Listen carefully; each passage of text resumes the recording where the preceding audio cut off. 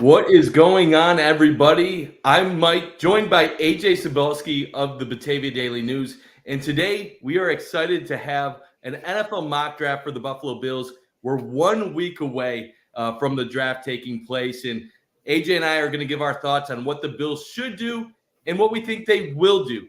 AJ, how you doing tonight, man? Good, man. Just had some excellent wings based on your recommendations and others below some of my posts. Some Sunny Reds, very good wings. Had some medium sunny special sauce kind of thing. Great blue cheese. So yeah, I'm feeling good. And then I'm also doing some high school roundups tonight. So life is good. So first off, I'm going to just start out this show by saying this is not going to be your typical diving deep into every single prospect available. I think by now, most Bills fans know who the main wide receivers are, what their skill sets are, what they bring to the table. We're going to talk at the beginning of this more so about the possibilities of what they can do. Will they trade up? Will it be a big move? Will it be a small move? Will they stay put at 28? Or is a trade back in play with this move right now with the NFL draft in the next week? So, AJ, let's just start out with the first mega scenario. How realistic do you think it is that the Bills will make a move into the top 10 to go after a guy like Malik Neighbors or Rome Odunze? Yeah, so with Brandon Beane, again, you never know. He spoke today. He said he would be willing to part ways with that first round pick next year if the case were, if he wants to go to bed on Thursday night knowing that he got the guy he wanted. So if that is the case and he feels like the guy he really wants is attainable and they feel like they can give draft capital to obtain him, I think it's a possibility. How likely is that to happen? Probably very unlikely, I would say at this point. I think the Bills are content with kind of that, not middle tier, but after those three receivers, after Neighbors, Odunze, and Harrison Jr., who's probably going to go in the top 5, there's not really that major of a drop off from guys from like 4 to 11. They all have different skill sets. They all bring different kind of ability at the NFL level where the Bills can kind of utilize that with Joe Brady. So will it happen? It could potentially if they really want that true number one receiver. Sorry about that. But the overwhelming thing to me is I think the Bills want to get a combination of guys. That's where I'm at right now. Maybe they do get that number one. Maybe Brian Thomas Jr. falls. Maybe Adonai Mitchell falls. But I think as of now, I'm thinking that they go with a combination double dip in the top 100 at some point. Maybe trade back into the third round. So I'm with you. I was all about trading into the top 10 for a Rome Odunze or a Malik Neighbors. I had a video about it last week where I was saying I'm all in. Just do it. Get the guy that you know is going to be a guaranteed star in the NFL. I'm still not against the idea. I know a lot of people are worried about giving up future picks, high assets for a guy like Odunze or Neighbors. Even though they'll be a star, you're kind of sacrificing the future in other ways. With a young team where you're going to need depth and other players filling in the future. I still think those three guys are a tier above everyone else in this draft. And when you lose a guy like Stephon Diggs, it does leave a hole. You are losing an alpha. And I would like to replace an alpha with another person that has that ability to step up. But as time goes on, I am with you. I think it's less and less likely. Now, what I don't think is incredibly unlikely is a move up to the late teens or early 20s for a guy like Brian Thomas Jr. Now, I know a lot of people say he's raw, that they're concerned still about making a move like that when he might fall, and a guy like Adonai Mitchell, some of these other guys like Xavier Legette will be available at 28. What are your thoughts about making a slight move up for a guy like Thomas or Adonai Mitchell out of Texas? Yeah, the thing for me is I think, again, when you get past those top 3 receivers, the next bunch, the next group, Mitchell, Brian Thomas Jr., guys like that you just mentioned, I think they're not a complete package. They're not going to bring that complete package right away based on from what I've read and who I've talked to among, NFL media, whatever the case may be. I just think is there really a point to go up and give up assets for someone at 20 and a Brian Thomas Jr. when you could trade back or stay at 28 and get a Trey Franklin or a Keon Coleman or a Leggett or whomever the Bills desire at that spot. I don't know. It'll be interesting to see what they do. But again, I think Josh Allen, he said in his presser today, and I kind of got out of context. He kind of made a point that Joe Brady has really taken the reins of this offense and wanting to spread the ball, go through his progressions, and find the open man. I think some people took that as, oh, Josh Allen doesn't go through progressions. Like, what an idiot. No, I don't think that was the case. I think it was more so with Dable and Dorsey, it was more of a steadfast approach in getting Stephon Diggs the ball. And if he doesn't get open, kind of figure it out. And that doesn't mean Allen hasn't gotten through progressions. He's done it in his career. It's not a concern. But I think with Joe Brady, they're really going to hime in on and focus on getting the ball to playmakers in their hands, get yards after the catch. Again, like an Xavier Worthy. That's another name that if he's at 28, do you really feel the need to trade up 8 spots and lose draft picks later in the rounds when you have a guy that runs a 4.19 and you can get the ball in his hands with speed and he can get you yards after the catch? So it'll really be all up to what the Bills determine how their board looks. I don't know how their board looks. The consensus board obviously looks different than what the Bills are probably thinking. But I'm of the point on it. It's funny. I've kind of not done a full 360, but in the past couple of days, I'm really at the point where any route they go, I'd be okay with. But I do like the idea more and more of either staying at 28 or trading back, acquiring an extra third-round pick, and then getting 2 guys in that top 60 or top 90, 100, whatever that may be, to add to what you already have with Kincaid, Cook, Shakir, Samuel. So that's kind of where I'm at. If they do trade up to the late teens, early 20s, I'm not going to be upset about it. I think they could utilize a guy like Brian Thomas Jr., 11 touchdowns in college, very good production, very good speed, 4.33 40 at the combine. But I think you could stay at 28 or find a guy in the early second round if you trade back that could do what Brian Thomas Jr. could do. Maybe not as quickly, but over the course of a season. So this is where I'm kind of divided. I don't think you necessarily need to trade up for a Brian Thomas Jr. because there are guys out there that I think aren't far off from what he can provide that will fall to 28. But I do think, in my opinion, that there is a little bit more uncertainty with the crop of guys that Bills fans and Bills media have been talking about compared to what we are talking about in a Brian Thomas Jr. I feel pretty confident that Brian Thomas Jr. is going to be a very good NFL player. I can't tell you with certainty that a Xavier Leggett, that a Ladd McConkey, a Troy Franklin are going to be great at the next level. They all are very skilled and they all have huge upside, but it does start to become a little bit of throwing the darts and hoping that you pick the right guy in that scenario. It's the whole age-old debate. There's no certainty in the NFL draft. We all know that. But the higher you pick, the higher the chance of landing a player that is going to be a difference maker. The Bills have a lot of talent on their team already. Trading down, getting a few more darts, it might come in handy. But the argument can be said that when you already have a team that is in the middle of a Super Bowl window, is it the right time to be throwing darts, or should you be trying to get that final piece? And if you believe that a player is a tier above someone else, is it the responsible thing to do to let that guy go in hopes that maybe this guy or this other guy could be that same level of talent? Yeah, B made an interesting comment today too about there's more first-round grades for the Bills this year than there were last year, but not 28. So they don't have 28 first-round grades. So if they stay at 28, the likelihood that they pick a first-round graded guy, I'm not going to say it's like unlikely because maybe they have a guy graded in the first round that a team passed on or the teams ahead of them passed on. But the Bills last season had an opportunity to trade back. And instead, of course, Josh Allen sent the text to Brandon Beane, said Dalton Kincaid. Brandon Beane got aggressive, found the pass catcher that Josh Allen wanted. Now, there was a scenario where they could have traded back, and Brandon Beane felt like that was a very good deal, and he was very adamant that that could have happened if they decided not to trade up for Kincaid. So if the case comes to, look, we'll trade back, and he also mentioned, to my point, that the first round grades that they have compared to the early second round grades is like a slim margin. Like one guy, his yards after the catch ability isn't as good, but he's got really good hands and he can win 50-50 balls, or, or vice versa.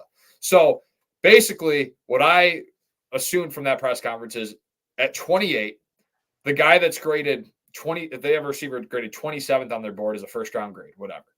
And a guy at 35, is there that much of a difference where you don't feel comfortable with both? That's the decision they'll have to make. And again, he said the difference between the end of the first round grades to the end of the beginning of the second round grades are close, but the beginning of the second round grades to the end of the second round grades are astronomically different. So that is interesting to me. I think there's, once you get that past that top 40, I think things change a lot. So we'll see what happens. Now, I do want to ask you about receiver. It seems like since the Stephon Diggs trade, everyone is in receiver or bust mode. Are you at that point in the first round at least? I don't think I am at receiver or bust because, again, there's scenarios where, like, you could add a Jackson Powers Johnson from Oregon if you really believe that he's the best guy available, and you're like, well, maybe we can get aggressive in the second round and trade up and get a guy, and then get a Javon Baker later or Brennan Rice, something like that. But I don't think it's a necessity to get a first round receiver, but I do think it's almost a necessity unless they go the trade route and get a veteran or go in the veteran free agent market. There's guys like OBJ still out there. I think it's almost a necessity if they do not go the free agent route, which, again, that's yet to be told, so it's kind of hard to predict, that they need to come away with 2 receivers in this draft. I feel more strongly about that and adding depth like like a Green Bay Packers when they added Christian Watson and they had a Romeo Doubs, they added Jaden Reed. They went that route where it's kind of, let's just go by a unit. Let's not focus on one guy. Joe Brady showed that in Carolina he can utilize multiple pieces. He made Curtis Samuel a 1,000-yard player, DJ Moore a 1,000-yard player, Mike Davis the running back and a 1,000-yard player. So he has shown the ability that he doesn't truly need that alpha guy. So I think I'm more of the belief that no, they don't need to go receiver in the first round, but I think they do need to come away with 2 rookies that can develop in this offense.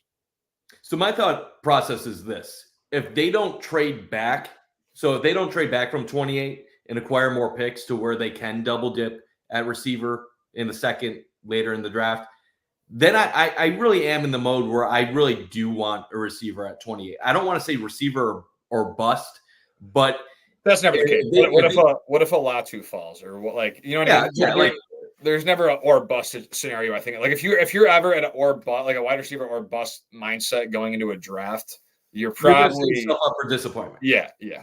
Completely agree, and that's why I'm not going to go all the way to receiver or bust. But right. if it's a scenario where they're taking a non-receiver in the first round, defensive tackle, an edge, another position of need, and then they're waiting till 60, it does create a sense of uncertainty with the position going later into the offseason where you might need another move via trade or free agency to really shore up the receiver room.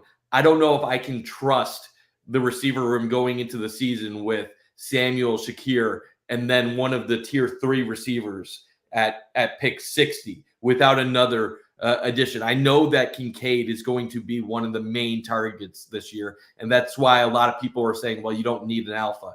I get it. I was all team spread the ball around for a long time, and I'm totally fine in those scenarios.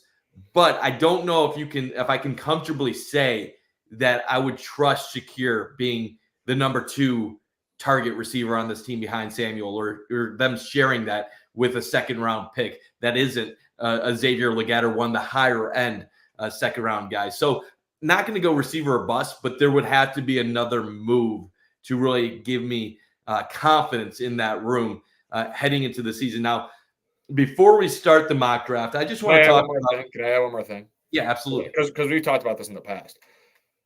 There's a lot of people, and I agree to an extent, but I'd never fully agreed with it, that believe, you got to force feed Diggs, right? Like all over your timeline, if the Bills offense is struggling, you got to get Diggs involved. You have to get Diggs involved.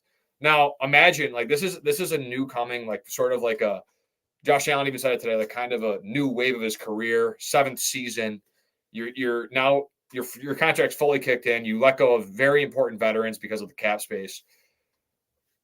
I hope that we don't have to hear, and it probably will happen because maybe Donald Cade will have like a really good game. But like imagine a world where like there's all these people talking about, no, you should get Shakir the ball. You should get Samuel the ball. Now it'll be good discourse, right? It'll be good discourse. But in a way, I think that will help the Bills. Like I'm not saying that force feeding Diggs and getting him involved was not good and their offense wasn't good or elite under that. But I think when you have a quarterback as talented as Josh Allen, who's made guys like John Brown and Cole Beasley and Robert Foster very talented players, I think sprinkling the ball around with an offense, with playmakers, with guys that can go down the field, guys that can beat you underneath, guys that can separate, I think that is so important. And I think that's kind of what the Bills are trying to show. And again, who knows? James Cook, they ran the ball a lot. So that's another facet of this offense that they can utilize. So I'll say this. There's pros and cons to having an alpha and not having an alpha. So you have a guy like Diggs, you force feed him the ball, you throw it to him probably more than you should at times. Is that a negative? Yes, that can be a negative because there's other guys on your offense that you're neglecting, and there might be guys open at times that you're just not, your instinct isn't even to look their way because you know you have an alpha that will command the ball, that will demand the ball, and more often than not make quality plays. So deserving to go to at all times. But at the detriment of it is, like you said, there are times that you should spread things out and open things up. And sometimes you don't do what you should be doing because you have an alpha in your offense. But like I said, pros and cons. More often than not, I would rather have one of those star go-to guys because when it's a 3rd and 7, 3rd and 6, I want to have a guy that I know is going to win his matchup more often than not and have my quarterback confident he can throw the ball there and the play is going to be there to be made. Now, there is some concerns. Like, I understand that a lot of people right now are saying, well, if you have a Shakir, you have a Samuel, you have a Kincaid. Well, if you draft a Ladd McConkey or one of these other guys, yes, you won't have a true number one, but you can spread it out.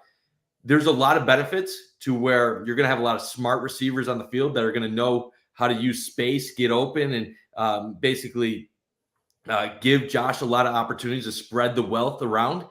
But then there will come opportunities where are you going to have that guy that you trust will beat man coverage or press coverage, or do you have that vertical threat that can get deep? Because you don't want your offense suddenly to just be nickeling, diming, where you're throwing 7-8 yards every single time, and it's all this underneath stuff. You need to have a guy that can open things up for everyone else. So I can see it both ways. Now, what is your, I guess, preferential scenario playing out for the Bills? Now, I'll preface by saying this, and I'll tell you my opinion secondly.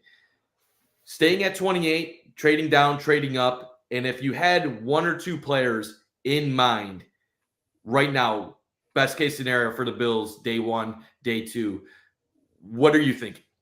Well, yeah, I mean, the dream, like the ideal guy, if they could do it, would be Odunze. Like if they could go up to 10, like that, like that's where I am more fond of the idea of going into the top 10, going to that Bears pick saying, hey, Chicago, look, man, like you already got Keenan Allen, DJ Moore, Cole Kmet.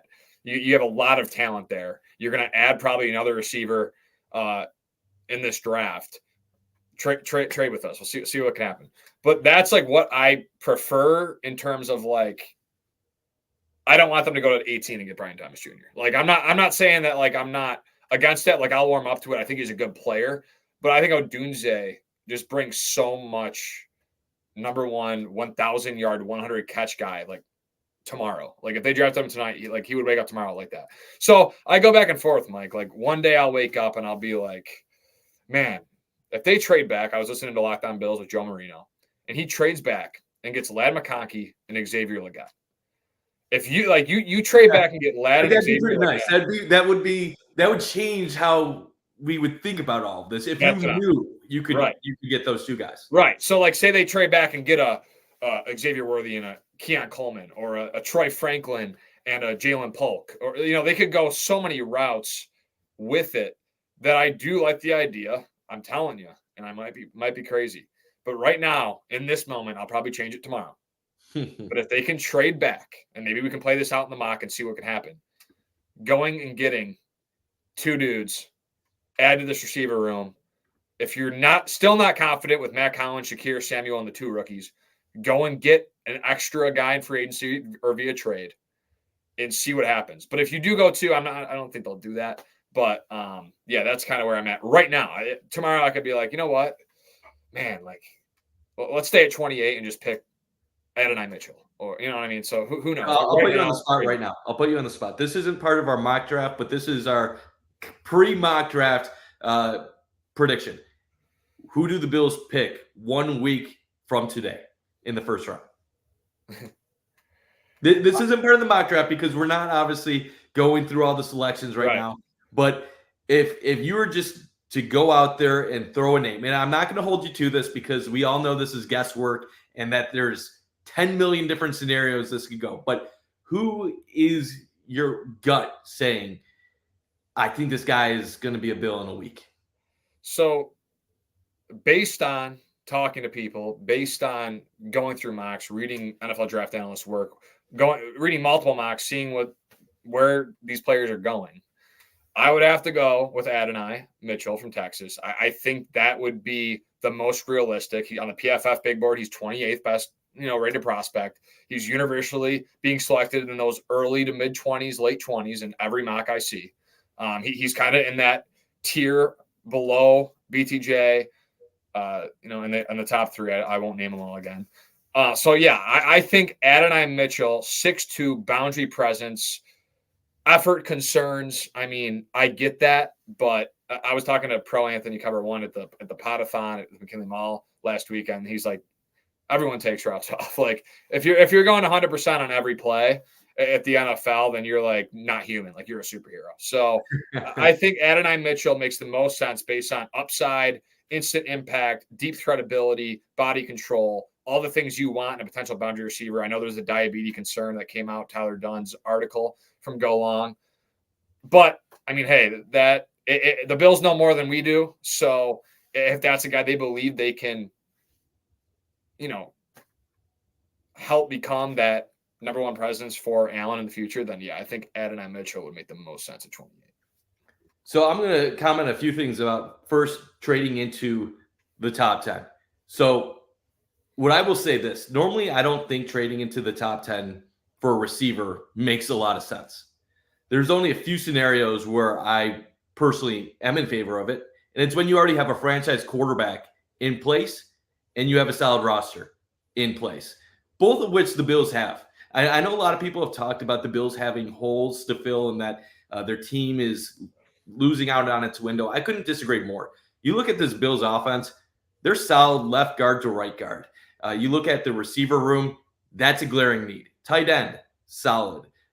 Quarterback, solid. Defensively, it's more depth than anything else. You look at the D-line, Epineza, Rousseau, you have Daquan, Ed Oliver, linebacker, Milano, Bernard, corner. Bernard.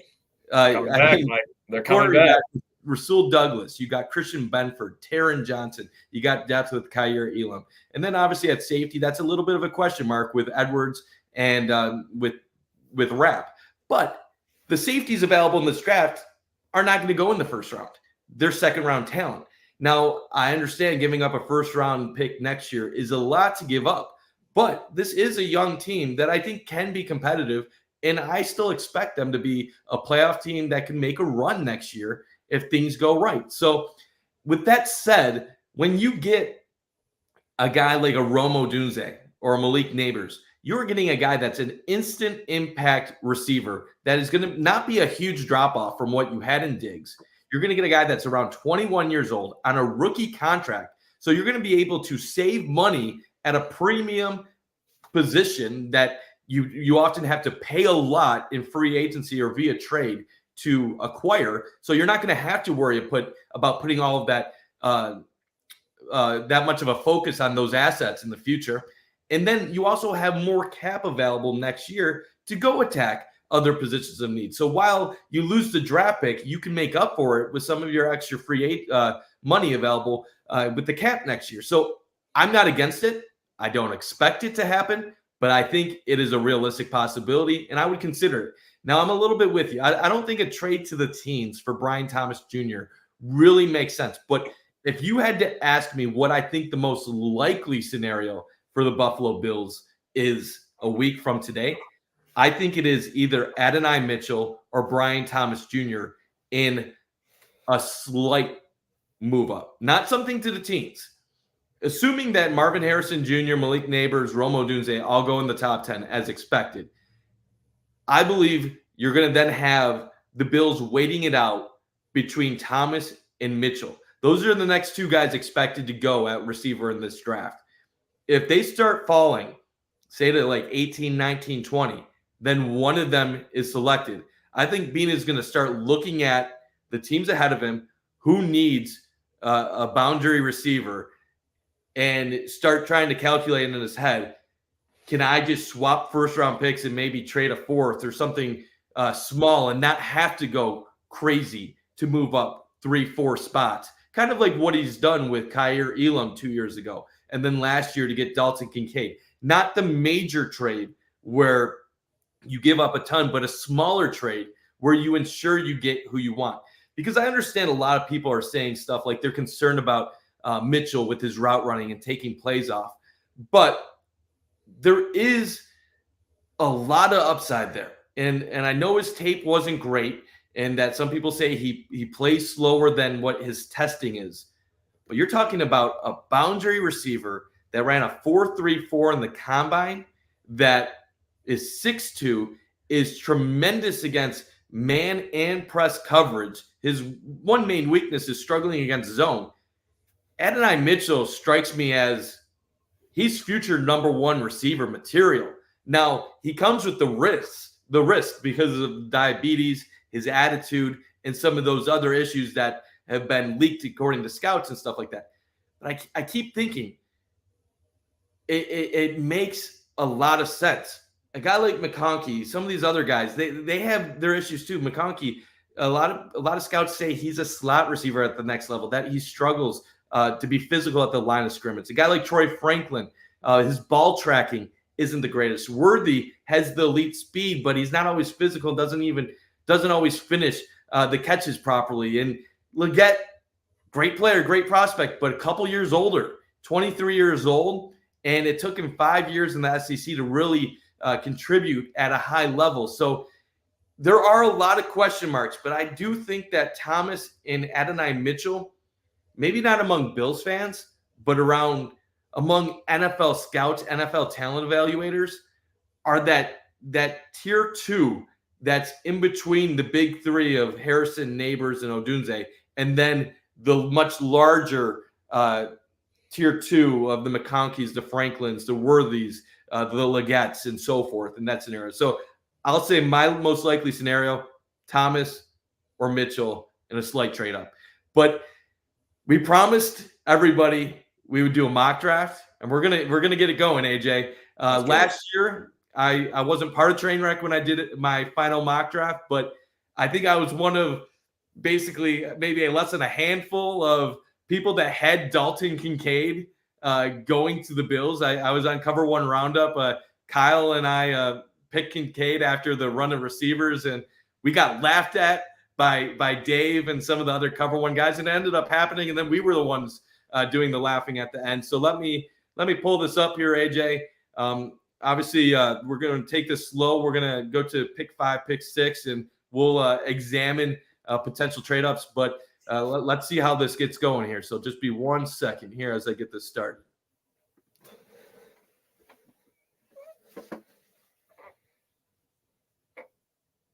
Okay, so let's get this started right now. I'll pause it at 5. Okay, so first 5 picks, already see 2 receivers off the board. Malik Neighbors going forward to Arizona. There's some people that believe Neighbors might be the first receiver off the board. I don't think that's likely, but definitely possible. Then Marvin Harrison to number 5. AJ, you seeing this? What's your initial reactions? Do you think this is going to end up being a scenario that basically Romo Dunze is going to have no chance of being available right now? Yeah, I don't think you move up. The Giants at 6, they'll probably go quarterback. I'm thinking the Titans probably go with Alt from Notre Dame.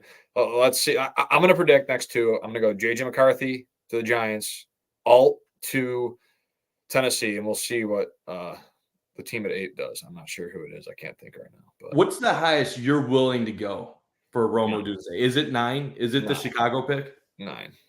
9? Okay, so let's get to 8, and then we can at least discuss the possibility if he's still available. Or Atlanta. Oh, that'd be interesting. So Atlanta in this mock draft takes him at 8. Now, I don't know if that's realistic. I don't know if Atlanta would take Romo Dunze. They're in win now mode. Presented with the opportunity. I mean, you look at Atlanta. You get a guy like Kirk Cousins as your quarterback. You already have Drake London. You have a couple. You got some talented tight ends down there. You got an amazing running back in Bijan Robinson. That's a team in the NFC that could make quite a jump this upcoming season and be a dangerous team in that conference with how weak it is going forward. But let's talk about number 9. I know in this scenario, Romo Dunze is already off the board. Hypothetically, he was still available. What do you think it would take to get to number 9, and what would the Bills be willing to do in a hypothetical situation to make that happen? Yeah, I think you're looking at a first. You're obviously 28. Go a 4th-round pick this year. This is using a trade chart, and from what I've seen, and then a 1st-round pick for next year, and then that 2nd-round pick that the Vikings, courtesy of the Vikings from the Texans and the Stephon Diggs trade, and then maybe sprinkle in a late day 3 or a day 3 pick next year as well. I think that would get it done. I think you're gonna have to give up your 1st this year, one of your 4ths from this year, and then probably give up your 1st and 2nd, and then maybe a day 3 to sprinkle some sprinkles on top of the ice cream. But is that too much for you? If Odunze is there, no. But yeah, right. In this situation, yes. Yeah, so I'm kind of with you. I don't even know. I mean, if Chicago gets thrown that offer, them being a team that's starting to take a step forward, but then also playing a rookie quarterback this season, would they be interested in that? That's one that I struggle with, because if you give Caleb Williams a receiver like Romo Dunze, like I said, in this mock draft, he's already taken, but if Caleb Williams has a guy like Romo Dunze to go with some of the other talent they have in Chicago, I could see that offense being very good soon. The Bears might take a receiver like that. So, that might be like, hey, we're not trading with you. We want, like, they might want Odunze. They very well might want a Romo Dunze, and it's funny that when talking about Romo Dunze, how he's kind of, in a lot of fans' minds, he's the number 30 receiver in this class behind greats like Harrison and Neighbors, but Romo Dunze is equally great. I think that's something that gets lost in all of this. This is a guy that is a top 5 talent in this draft. He's one of the best players in this draft. And if it wasn't for quarterbacks taking the first 3 spots, I think you could make a case that Romo Dunze should be a top 5, top 6 pick. And that's why I would be willing to pay that price. If you told me the Bills are adding a Julio Jones in his prime, the Bills are adding a Jalen Waddle, a Jamar Chase, a guy that's going to come to your team and be just an absolutely dynamic playmaker, I'll tell you, know what? I'll give up what it takes for that. For a guy like Josh Allen, controlled contract, absolutely, I would be willing to give up what you mentioned earlier, but I don't think it's likely to happen, and I don't think it's something that Brandon Beane will consider. I think it's going to be a little bit too much for him to give up next year's 1st-round pick. So we're gonna keep it going, and then I guess the next thing we're gonna look at here is Brian Thomas Jr. and possibly Adonai Mitchell. Adam Schefter said the other day that Mitchell is viewed much higher in NFL circles than a lot of fans in mock drafts. He was saying that he thinks that's going to be one of the players that goes much higher than people expect. And one last thing I do want to say about the Odunze situation, Jeremy White of WGR 550 had a nice poll question today where he said, would you rather hear the Chiefs traded all of their the picks that the Bills would have needed to move up to 9 to get Odunze, or would you rather the Bills traded the picks to get up to number 9 and get an Odunze? And 70% of the votes were for the Bills to do it, because I think even though it's easy for fans to say, I don't want to give up that much, I don't want to make that move, when you hear about your competition making that move, then it starts to scare you a little bit. And then you start to realize, well, if it would scare me if Kansas City had him, then I shouldn't be that scared for myself to make that move because I will be just as scary to other teams with a guy like that in my lineup. But let's keep it going, and we'll pause it once we get to a spot that we think Thomas can end up going. Dallas Turner, first offender off the board, I believe. Brock Bowers goes 12. Penix Jr. to New Orleans. Whoa. That would be wild. And you know what? You're seeing a lot of people mock Penix in the first round now. So we're up to 17. We still have not seen Brian Thomas Jr. off the board. I think this is where you start to wonder, could he go around this range? Do you see Jacksonville, Cincinnati, either of them as a potential player for Brian Thomas Jr.? I mean, yeah, Jacksonville, they added Gabe. They have Christian Kirk, but they don't have Calvin Ridley anymore signed with Tennessee on that monster contract that probably wasn't overpaid by a team hoping to pair a wide receiver one with Will Levis in a sophomore season. Cincy, the T. Higgins concern, who knows where that stands. So I could also see that route. The Bengals are like, well, we could extend Chase and then we could get that rookie contract, first round receiver, and not have to worry about Higgins after the season. If he does play in Cincy, not barring a trade, if he does go somewhere else, then obviously that even becomes more likely. And then, yeah, the Rams, Cooper Kupp, Puka Nacua, Steelers. I mean, yeah, I think a lot of teams could in this little – he'll probably go on the next 4 picks, Mike. Yeah, that's what I'm thinking. And what my thought process right now, if I'm the Bills and we're at pick 17, it's kind of what I just said like 10 minutes ago. So you still have Thomas available. You still have Adonai Mitchell available. The two guys that I think can give you that boundary option with very, very high upside. My thought process is that a Thomas and an Adonai Mitchell, they have the ability to be as impactful as the top 3 guys that will go in this draft, but they have the question marks that it still exists with them. It's not their upside. It's not, do they lack the potential? It is more, do you trust Brian Thomas Jr. to take that leap where he is the go-to guy and doesn't have a Malik Neighbors on the other side of him? Do you trust an Adonai Mitchell to continue developing to where the taking routes off and the diabetes and those concerns don't become an issue?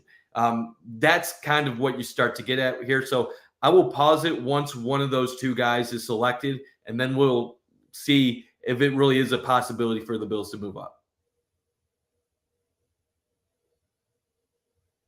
Oh my, pause it.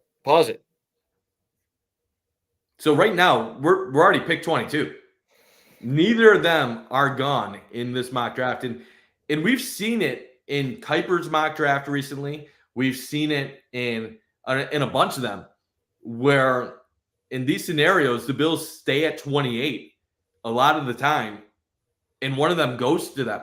Like right now, if you're at pick 23 with the Vikings and you have 5 teams between you and you have 2 players available that you have interest in, at this point, I'm not even thinking of trading up at this point, unless one of them goes in the next 2 picks. I'm staying patient. Now, could Minnesota, Dallas, Green Bay, could one of them make a move? I'm not sure. I would like to think that those teams have some other concerns, but let's take it one by one and see how it goes. So now we're at the point where we're at pick 26. Both of them still available. One of them is going to fall to you. Well, Bills Mafia is going to hate us in about 10 seconds when we pick Adonai Mitchell. I think Bills Mafia is going to hate us when we take one of them anyway, because I think so many people have fallen in love with Ladd McConkey and Xavier Legette and the likes of them that the thought of getting someone else might not go well with some fans. But I still think the majority of the fan base would be happy if Brian Thomas was the guy at 28. Adonai Mitchell, on the other hand, I think you and I would be okay with it, but there'd be a lot of Bills fans that would be very upset. So let's see what happens the next 2 picks. Oh, so let's see this right here. I want to see if I can. Lad go, dude. I'm telling you, Lad might go top 25, Mike. So Lad McConkey goes number 26 to Tampa, breaking the hearts of all of Bill's Mafia. But the good news for you and I, we can choose between two guys that I think we both agree we would be ecstatic to be around at pick 28. I wouldn't be like ecstatic, but I would take him if yeah, I would take him if Brian Thomas Jr. wasn't there. So okay, let's just have a Or little. this is where the trade back comes in too, Mike. Like, look, you're sitting here like, wow, you could get an extra third. Then you could like, look at that. You could trade back to like 36. So let's talk about the possibilities. You talk about the trade back scenario right now. You have a group of, I'd say, 4 to 5 guys that are worthy, no pun intended, with Xavier worthy, of being considered at pick 28 here. Talk about why you would consider trading back. What are your thoughts? I mean, I would go Brian Thomas Jr. like that. That I would do it in a snap of a finger if this is the case. But like, say he's off the board, and this this was still the board available for the Bills to select from. I think you could trade back. You could scroll down a little bit. You could get a Leggett. You get a Worthy. I like Ricky Pearsall. I think he's a guy that the Bills really value. I think he brings a complete package. Troy Franklin, another one. Roman Wilson's an interesting prospect. And then obviously Brendan Rice. That's a little down the board. But yeah, I do not mind the trade back in a scenario where Brian Thomas Jr. is off the board. But because he is, I think Brandon Beane would do that in a snap of a finger. But again, who knows? Maybe maybe the Bills value those other guys more. But I would go BTJ. No question. But again, a trade back, if Brian Thomas Jr. was off the board, would be interesting. Look at, Sophia in the chat, trade back. So what I would say is this. I went into this draft thinking if Thomas or Mitchell were available at 28, I was going to take one of them. I definitely did not expect both of them to be available. Trade back in this scenario, is it possible? Yes, it's definitely possible. I think the Bills would look at a guy like Brian Thomas Mitchell, and no, now I'm combining their names. Brian Thomas Jr. or Adonai Mitchell. I think they would say too good to pass up on. Now, if Brian Thomas Jr. and Adonai Mitchell were gone, and you're choosing between Lad McConkey, Xavier Leggett, Xavier Worthy, Coleman, Troy Franklin, I think that's a scenario where they're like, okay, maybe we drop back 10 spots. We know there's still going to be 1 or 2 guys that we like available at that point, but we can acquire some extra picks in the process. It would have been interesting if we didn't have Lad McConkey taken 2 picks prior in this mock draft. But Glenn Barker in the chat. What's going on in the chat? My former boss, Glenn Barker, BTJ, Mitchell, too many issues. So he's also off the Mitchell train. He's the diabetes bothers Glenn Barker. So that's interesting, Glenn. I hope the wrestling gig is treating you well. I know you're probably enjoying it, but BTJ, he thinks. I think that's the easy pick. Yeah, I mean, I'm in agreement. Sophia, I appreciate your comments. I honestly, I'd be perfectly fine with a trade back if it wasn't for those 2 guys being available. I see your comment earlier about Worthy Odunze. I think same page on that. I'm very open to the top 6, 7, 8 receivers in this class. I think they're that talented that regardless of what direction the Bills go, they're going to end up with somebody good. But like I said, appreciate the comment, Sophia. Glenn, Brian Thomas Jr., that has to be the pick if you have the choice, I think, between. We could have fun, Mike, and trade back. But then, like, I would go to bed tonight being like, dude, if the Bills actually traded back on draft night with Brian Thomas Jr. on the board, I would be upset. I'll be real. I would be upset in that scenario. If Brian Thomas Jr. is on the board at 28, I'm feeling like we just hit a home run. We got one of the top 4 wide receivers. We didn't have to give up assets. We didn't have to move up. I would be going to bed loving it at this point in time. And then one more comment here. Yeah, check them out. Check out the best options available. Let's just take a look at some of the other options available in this draft. Let's see if I can check D tackle right here. So you do have Uh, Oh, Newton from Illinois. That would be a tempting guy in a scenario where maybe some more of the top receivers were off the board. top 30 visit, 7.5 sacks last year, good production. Kind of redundant to Ed Oliver, but what's wrong with having two Ed Olivers? I don't think that's an issue. That's And interesting. then safety, it's too early. These guys, just none of them really first round grades. You're not going to really help out in that scenario. Defensive I like end. Darius Robinson too, but Let's see any other positions. I know some people like Cooper DeJean out of Iowa, but not really the spot, in my opinion. I know the Bills not with had a Brian busy little Thomas bit. Jr. on the board. Yeah, so I think for this mock draft right now, we're gonna go forward with Brian Thomas Jr. But appreciate the input from everybody right here, and then we're gonna let this go a little bit once this ESPN simulator actually makes the pick. Now, what are you thinking right now? You just got Brian Thomas Jr. Great day one. Are you hoping to make a move day two to get anybody?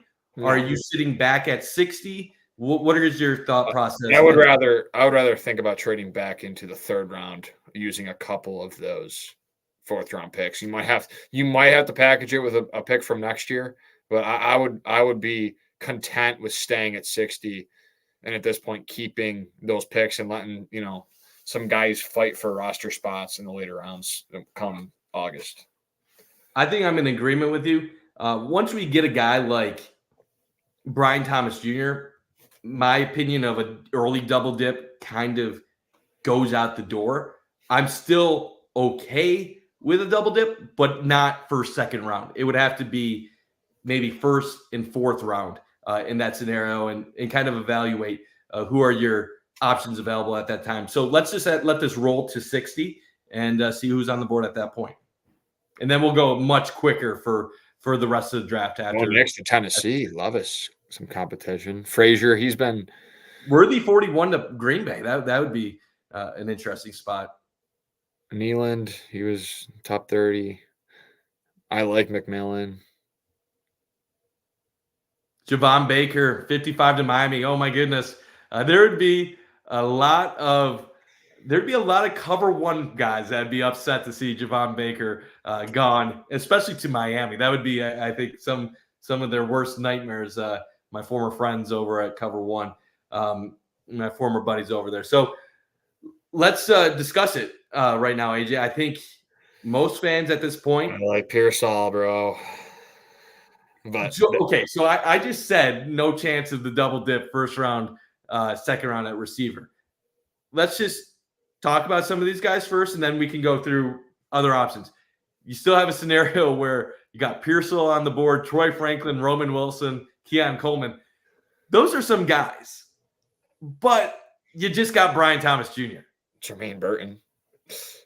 I personally can't do the double dip with Brian Thomas Jr. No. Because unless you can probably get a Roman Wilson maybe in the third, trade up or something. We'll see. Now, like had you gotten a guy like Ladd McConkey or one of those other guys at 28, you'd see some of the talent here. You'd be like, damn, I can add on top of that, and I can get two studs. But once you got Brian Thomas Jr., I think that has to take wide receiver out of the picture. What positions are you looking at 60? Just go to the top of the board, like every position. Okay, let's see.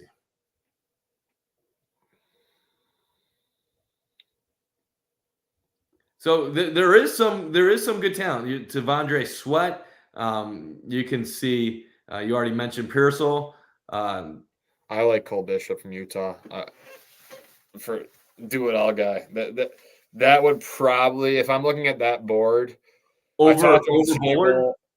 If I look at that board right now, I talked to him at the Senior Bowl. He had a great relationship with Dalton Kincaid. I think he brings the full package. He can play depth. He can play closer to the box. He's sticky in coverage. I think he has to work a little bit more on his physicality. But I think Cole Bishop would be a solid addition and good value at 60. Bullard, I know people like too. He's an interesting prospect. But I just think Bishop's more of a Bills-esque pick. I think they like him. Cameron Kitchens, yeah, I know. Like, could you wait and get a Cameron Kitchens? I really like Cameron Kitchens. His stock fell at the combine. Again, very instinctual, can really read the field, very good at being a ball hawk. I don't know, man. Like, the thing that's interesting about Kitchens is he seems like he's on a massive slide right now.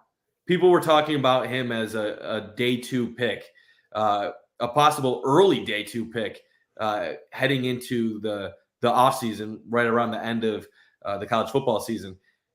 Do you really think that now he's the 108th best prospect, or could he be in the conversation at pick number 60? I think he'd be a day 2 guy, so second and third round. I would probably lean towards, if I had to guess where Cameron Kitchens is going to go, I would lean like top of the third, late second. So yeah, I think the Bills could pull the trigger there. But I like Cole Bishop here. Check out the DNs in offensive line. Okay.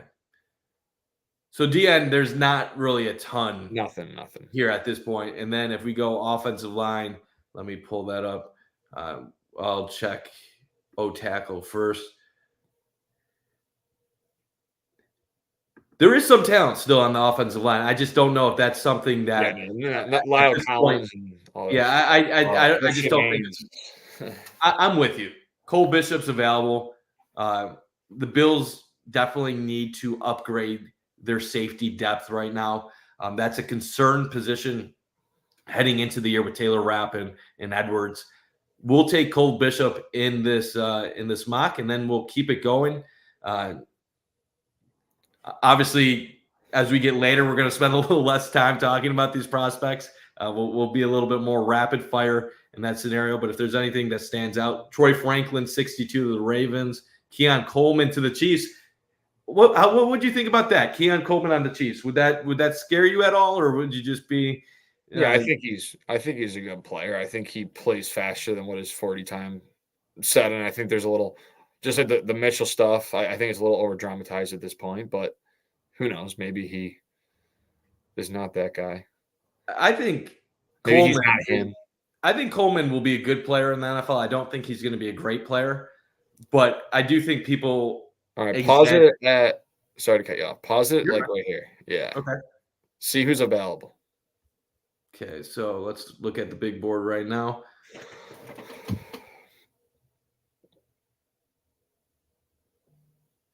So there's still some good guys left on this board right now. Green Carter, dude. Versatile defensive tackle, could play outside as well. 6'2", over 300 pounds, 3-year starter, captain. Do you think the Bills are thinking about using some of their late picks to acquire more picks in the 4th, 5th round? Absolutely. Because they're loaded up late. Right. Right. Absolutely. Yeah. I think that could be a possibility. For the sake of this, I'm not going to speculate on trade ups and stuff like that. But if anything pops up, just let me know, and we can always explore that. If Dwayne Carter gets to like 115, nope.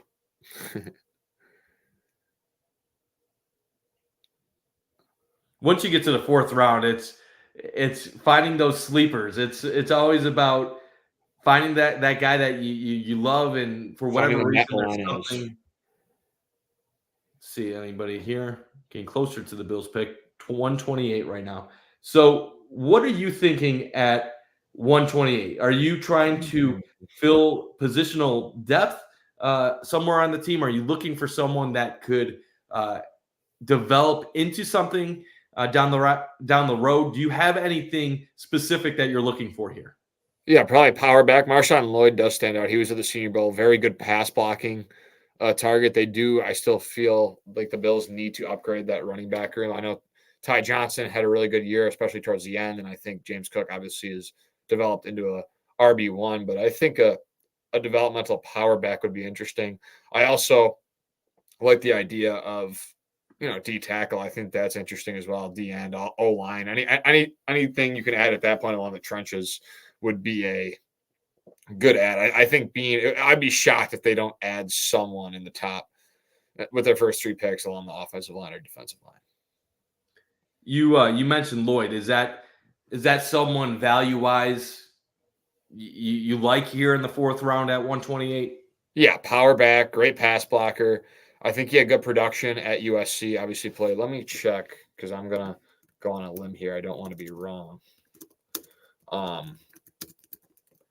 He's undersized, 5'9", so a smaller back, but 215. So obviously he plays bigger than 5'9".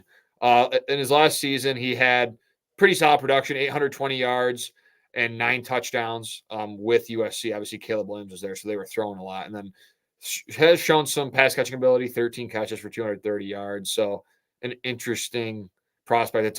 He transferred to USC. He spent his first 3 years in South Carolina. So I'm going to let you convince me of that. It seems like a good pick. Well, let's for see the D line. Let's see. I want to see D line because I don't. Let's see defensive line here as well.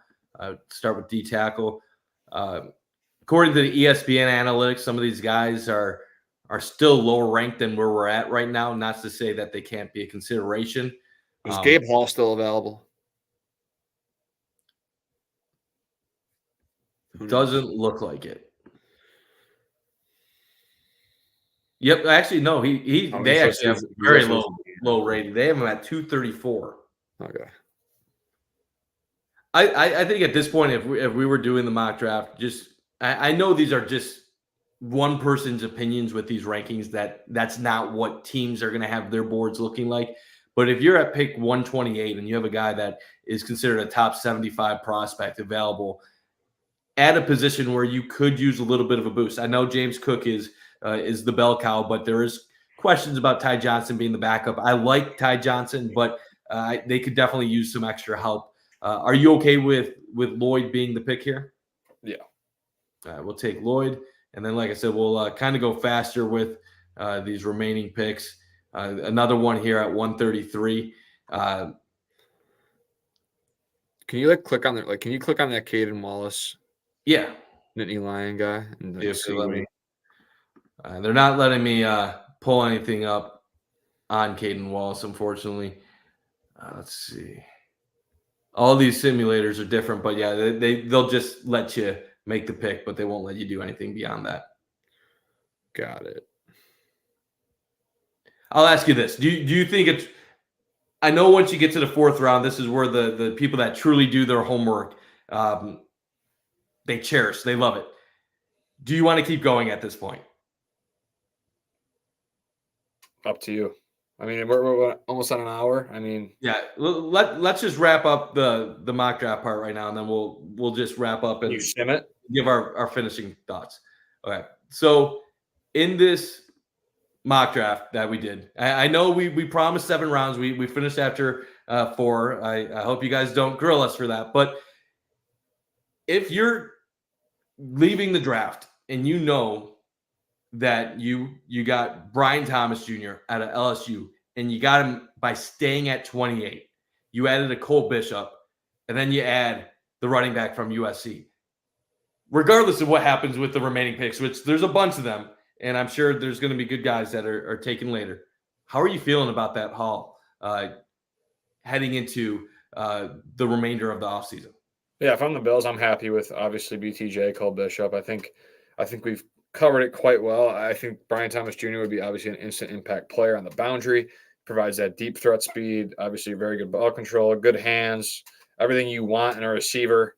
And then, Cole Bishop, again, very versatile piece. Lloyd, that 5'9", 215 undersized guy, but plays like he's 6'4" with the way he runs through people. So I do like those 3 selections. And I think, again, Brandon Beane will add in the trenches.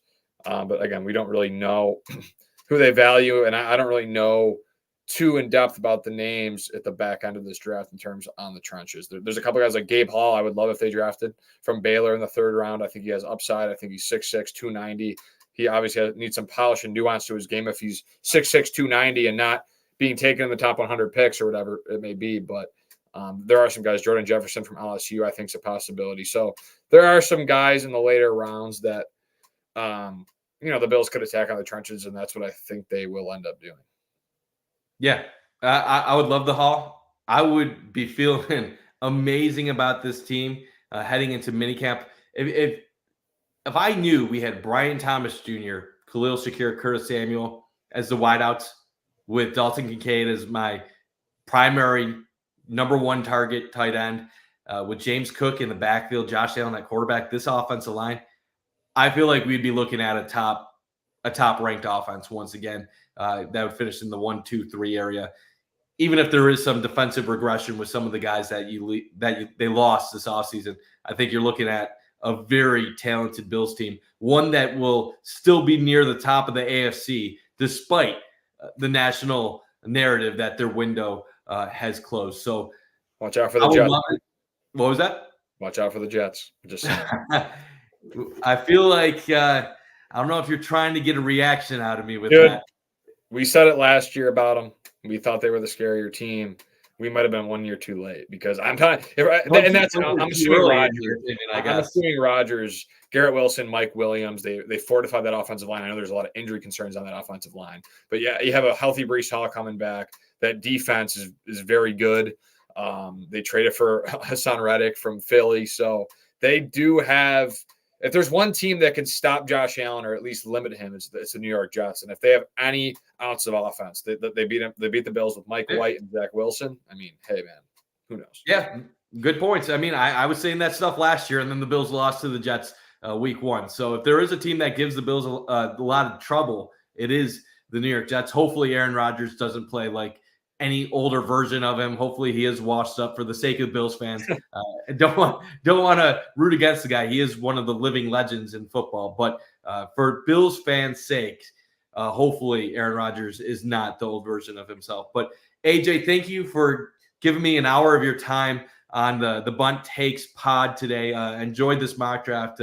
And I think we gave a lot of solid information. And based on your opinions, my opinions, I think there's a lot of different exciting routes for the Bills to go next Thursday night. But before we wrap up, just talk about where people can find your content, what you're up to, and basically how to find more of your stuff going forward. Yeah, so I am at AJ Sobalski on Twitter or X, whatever you want to call that. Consistent Bills coverage, a lot of press conference takeaways, takes, a lot of thoughts on instantaneous, like breaking news with the Bills, stuff like that.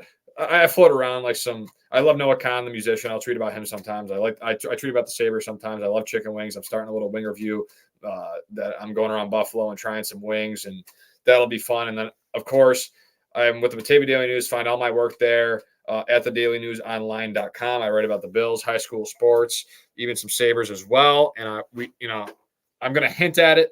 I'm not going to give it away, but we will. Me and my partner, Alex Brasky, who's been there for quite some time, my editor, will be starting a podcast, and we are going live from TF Brown's, a nice spot in Batavia. Very good wings, by the way. I know they're not Buffalo, but they're top-notch stuff. On Wednesday, we'll have really good guests, very good guests that a lot of you will know. So I'm looking forward to that. I'm not going to leak the name yet because it hasn't been announced, but just know that is coming shortly, and that's where you can find me on probably all platforms moving forward as well. Spotify, Megaphone. It'll be on the Batavia News YouTube channel. Appreciate you coming on, AJ. As for myself, the Bundt Takes pod, this is newer to Trainwreck. We're gonna have a template. We're gonna have a lot of stuff coming out in the near future. Basically, just the beginning of this right now. Also part of the Pay the Bills pod with Trainwreck. So we have podcasts coming out left and right all the time at Trainwreck Sports. But please like this video and subscribe to my YouTube channel if you're watching this on YouTube right now. Appreciate any likes, comments, interaction that you have. But for AJ Sobalski, Mike Bundt, thanks for watching our show, and have a great night. And let's hope for a great Buffalo Bills draft 1 week from now.